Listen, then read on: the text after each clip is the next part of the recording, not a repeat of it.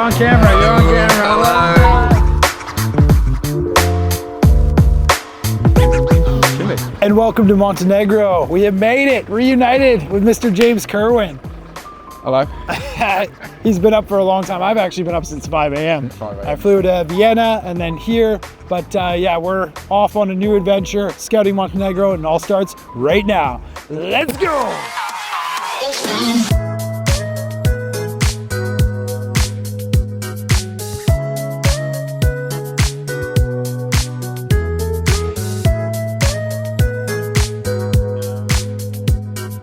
Yes, guys, and welcome to Montenegro. This here is a special guest in the video, Mr. James Kerwin. For those of you who do not know James, UK, architecture photographer? Primarily architecture, but photograph hidden gems off the beaten path locations as well. And you're based in Istanbul now, right? I live in Istanbul, yes. Right. 3 years now, been quite a long time. Yeah, sweet. And he's been here in Montenegro for a few days, and we are scouting Montenegro together on a bit of a mission, and we've got 2 full days coming up. So partly in this video and in the next one. And our first stop here is this awesome gorge on the way towards Budva. And James just picked me up because he's already been here for a few days and you've been exploring the area. What do you think so far? Beautiful, unbelievable place. Loads to see and do, and actually we've got loads of cool stuff to go and photograph and check out. This is actually just on the way to where we're going, which is kind of crazy. So I've just arrived, had a long flight from Hamburg to Vienna, Vienna to here, and it's really nice to be in the sunshine, beautiful weather. So we are going to continue our journey towards Budva and the coast, and then scouting Montenegro. Let's do it, let's go.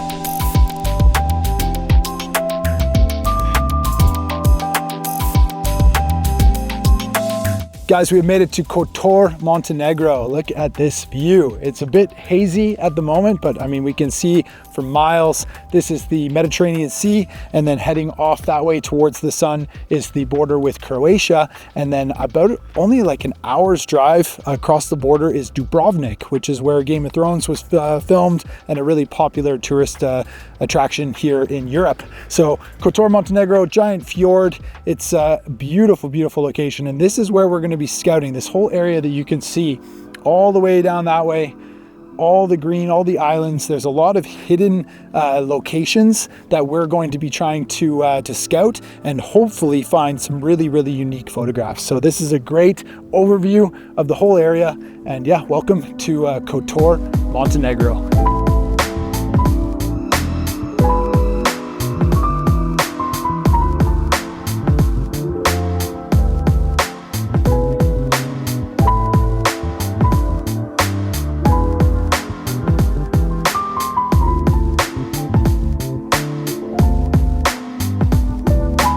We have made it to our first architectural stop here in the area around Kotor. This is the Fortress Gorsada, which was built by the Austro-Hungarian Empire in 1866 and was used as a fortress by the empire leading up into World War I, where there was a battalion stationed here fighting against the Montenegrin forces, and they were able to hold this position throughout World War I, from what I've read.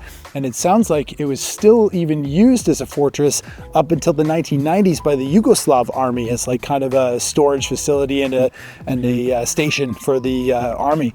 So only, I guess, recently abandoned since the 90s in the Yugoslavian war. And it's open to the public. You can come here and visit. There's no cost. It's a ruin and kind of crazy. Definitely a unique example of over 150-year-old Austro-Hungarian fortress.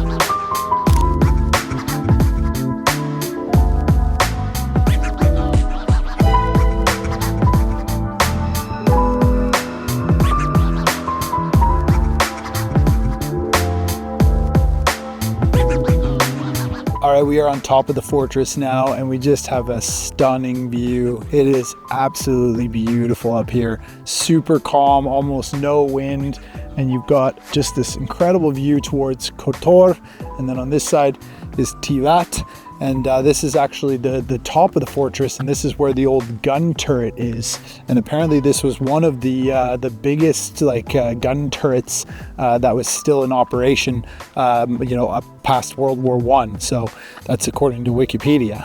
You tell me if I might be wrong, but listen, I wanted to give you guys a bit of backstory because there's actually some cool memories for me from just back here. I'm starting to see the lights of the trail going up the hill, but Kotor has this amazing old sort of ruin on top of a cliffside that you can walk up to, and there's this beautiful stone wall and an amazing old town in Kotor. And I spent about a week there in 2015, I believe 2015 or 2016. I'll show you some old photos now, on one of my first assignments here in Europe. So when Nelly and I met, we met in 2013 and got together in 2014 in Australia.